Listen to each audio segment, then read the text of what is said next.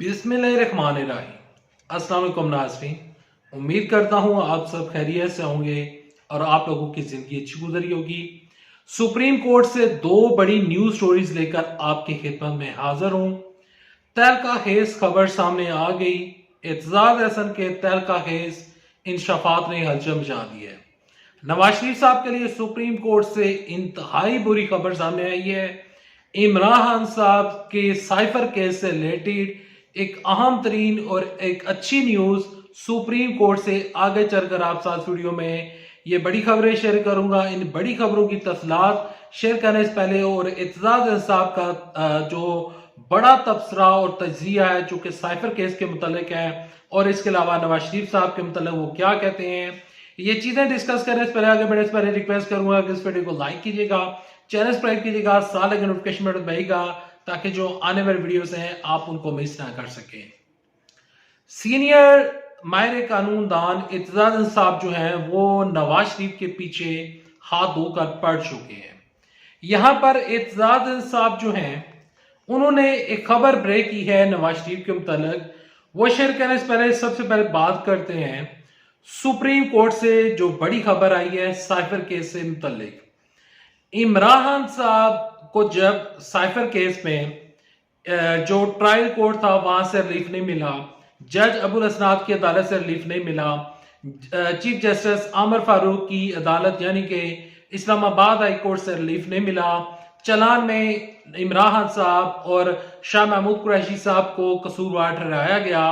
जब इमरान साहब के पास सारे ऑप्शन खत्म हो चुके थे तो इमरान खान साहब के वकला ने, जिनमें अहमद खान साहब जो हैं वो मौजूद हैं और तहरीक इंसाफ के जो वकील हैं एतजाज साहब और दीगर जो लोग हैं, इन सारे वकीलों ने एक दरखास्त जमा करवा दी है सुप्रीम कोर्ट में।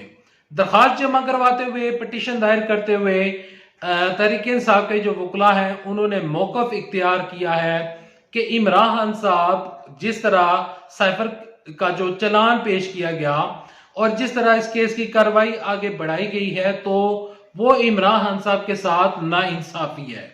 एतजाज साहब का मौकफ है और इमरान साहब के वकला का ये मौकफ है कि आर्टिकल 248 के तहत जो भी वजीर आजम है तो उस वजीर आजम के खिलाफ जब भी कोई केस बनता है या इस तरह का केस जो कि एक ऑफिशियल सीक्रेट का केस है तो उसमें वजीर आजम जो मर्जी वजीर आजम हो उसको इस्तिस्ना हासिल होता है। तो इमरान साहब को इस्तिस्ना हासिल था तो इसी वजह से उन्होंने जो साइफर का मतन था, जो साइफर में जो कुछ लिखा हुआ था वो पब्लिकली उन्होंने बताई है। और दूसरी जानब साइफर की गुमशुदगी के ऊपर तहरीक इंसाफ के वकला का मौकफ यह है कि साइफर गुम नहीं हुआ, यह मुतलका अदारों के पास मौजूद है। ये तहरीक इंसाफ का मौकफ है।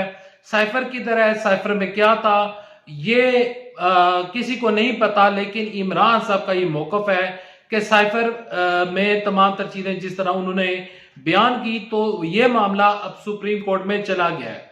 सुप्रीम कोर्ट में ये मामला चला गया है और सुप्रीम कोर्ट में ये मामला जो है अब वहां पर इस केस की समाअत होगी, यानी कि चीफ जस्टिस काजी फाइज ईसा की अदालत में अब ये केस चला गया है।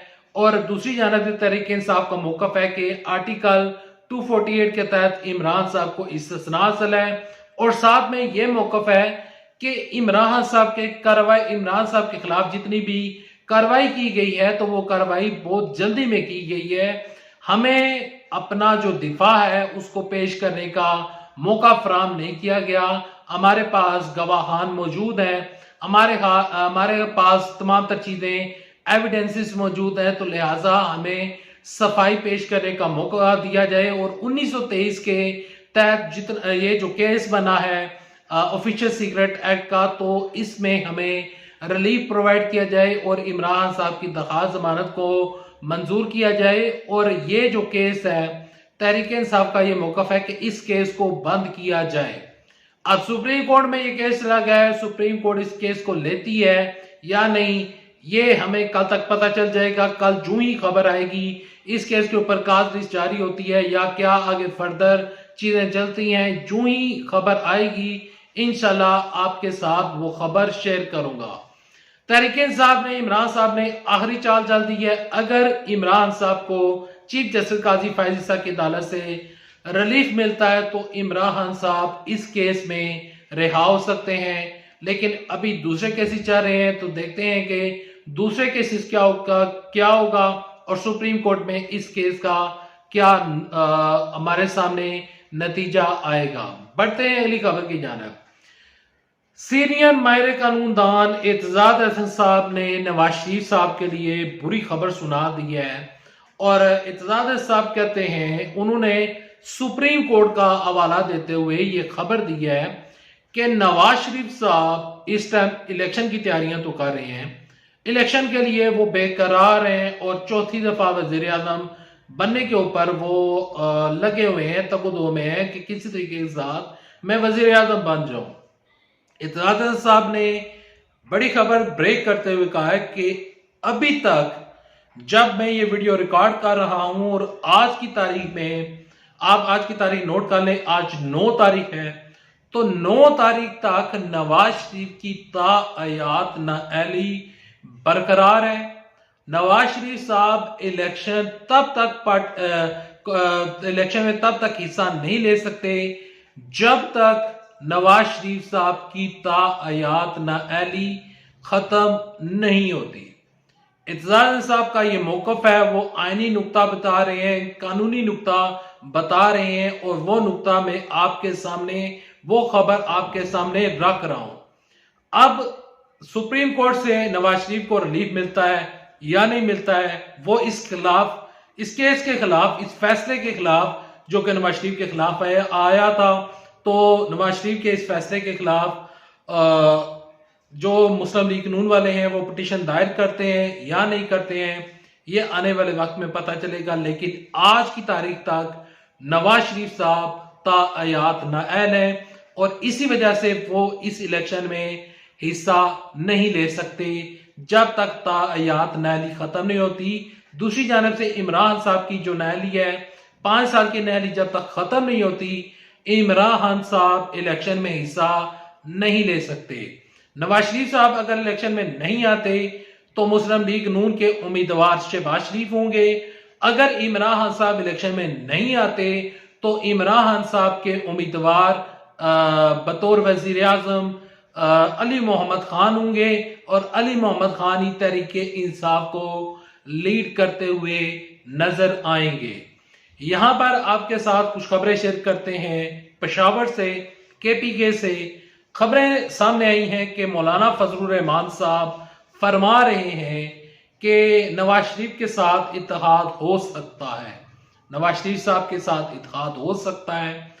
जितनी भी हुकूमतें पहले आती रही हैं, इमरान साहब की हुकूमत को निकाल कर इमरान खान साहब की हुकूमत को निकालें, तो फजलुर रहमान साहब 30, 35, 40 साल से इन लोगों के साथ इत्तेहाद ही कर रहे हैं। जो लास्ट हुकूमत थी उसमें भी फजलुर रहमान का इत्तेहाद था। अब ये कैसी अजीबोगरीब बातें हो रही हैं कि इत्तेहाद हो सकता है, जब इत्तेहाद है, मौकफ एक है, मुतालबा एक है और यानी कि उनकी जो सबसे बड़ी ख्वाहिश है कि नवाज शरीफ वजीर आजम बने, तो फिर इत्तेहाद हो सकता है। ये एक अजीब बात है। दूसरी जानब कराची में जितनी भी मुस्लिम लीग नून के फेवर में जमातें हैं उनके साथ नून लीग इत्तेहाद कर रही है और जितने भी पीपल्स पार्टी के अगेंस्ट हैं उनके साथ मुस्लिम लीग नून वाले इत्तेहाद कर रहे हैं और पीपल्स पार्टी को हराने के ऊपर लगे हुए हैं। लेकिन मेरी नजर में पीपल्स पार्टी कराची से नहीं आ रहेगी। यहां पर एक खबर यह भी है कि जो इस्तेकाम पाकिस्तान की पार्टी वाले यानी कि जहांगीर तरीन ग्रुप जो है वो कह रहा है कि हम किसी के साथ इत्तेहाद नहीं करेंगे और इमरान साहब की जानब से एक मौकफ सामने आ रहा है जो कि अनऑफिशियल खबर है कि इमरान साहब के जितने भी उम्मीदवार होंगे पूरे पाकिस्तान में, तो वो वकला इलेक्शन लड़ेंगे। अब पाकिस्तान में जो वकला हैं, अगर सुप्रीम कोर्ट का कोई वकील है तो उसके हालात बेहतर होते हैं, उनके पास इतनी पसली होती है कि वो इलेक्शन लड़ सकते हैं। लेकिन अगर आम इलाकों की बात की जाए तो उनके पास इतना पैसा नहीं होता कि वो इलेक्शन में हिस्सा ले सके। इलेक्शन में हिस्सा लेना या इलेक्शन में कागजात नामजद की जो है उसको जमा करा कर इलेक्शन नहीं जीते जाते, बल्कि इलेक्शन के ऊपर ठीक ठाक पैसा लगता है, बहुत ज्यादा पैसा खर्च होता है, तो तभी जाकर एक MNA बनता है। अब ये खबर है, वो खबर मैंने आपके साथ शेयर कर दी। Thanks for watching this video. Video पसंद आने तो इस वीडियो को लाइक करें, चैनल सब्सक्राइब करें। अल्लाह हाफिज। पाकिस्तान जिंदाबाद। अफवाज पाकिस्तान जिंदाबाद। पाकिस्तान